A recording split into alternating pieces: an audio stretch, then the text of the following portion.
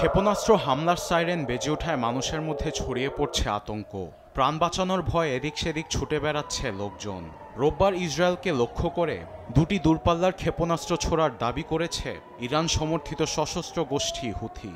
এতে ইসরায়েল সহ জেরুজালেমেও বেজে ওঠে সাইরেন। আন্তর্জাতিক গণমাধ্যমগুলো বলছে ইসরায়েলের বন্দর নগরী আশদোতের সদত মিকা বিমান ঘাঁটি ও ইহুদা শহরের বিমানবন্দরে হামলা চালায় সশস্ত্র গোষ্ঠীটি। বিমান ঘাঁটিতে পারমাণবিক ক্ষেপণাস্ত্র বহনকারী জেরিকো মিসাইল আছে বলে জানিয়েছে গণমাধ্যমগুলো।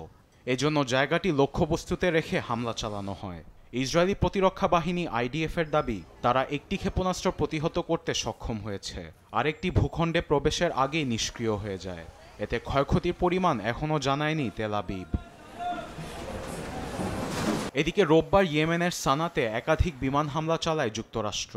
দেশটির সরকারি গণমাধ্যম বলছে রাজধানীসহ উত্তরাঞ্চলের খাব ও আল শাফ জেলায় বিমান হামলার কারণে প্রাণ হারিয়েছেন অনেকেই। আহতদের চিকিৎসার জন্য হাসপাতালে পাঠানো হয়েছে। সে সঙ্গে ওয়াশিংটনের MQ-9 ড্রোন ভূপাতিত করতে সক্ষম হয়েছে বলে জানায় হুথি সংগঠন।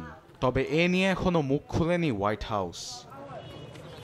এদিকে হুথিদের চালানো একটি ক্ষেপণাস্ত্রের অংশ পড়েছে অধিকৃত পশ্চিম তীরে। ভিডিও ফুটেজে দেখা যায় ট্রাকে করে ক্ষেপণাস্ত্রের সেই অংশটি নিয়ে ঘুরে বেড়াচ্ছে ফিলিস্তিনিরা। সেটি নিয়ে তাদের কৌতূহলের যেন শেষ নেই। উপত্যকায় ইসরায়েলি বর্বরতা ও গণহত্যার প্রতিবাদে গাজাবাসীর হয়ে হুথিদের ছোড়াই ক্ষেপণাস্ত্রের অংশবিশেষ নিয়ে আনন্দে মেতেছে তারা। এমনকি শিশুদের মুখেও ফুটেছে হাসি। আরবেদ আফসার, নিউজ ডেস্ক, দেশ টিভি।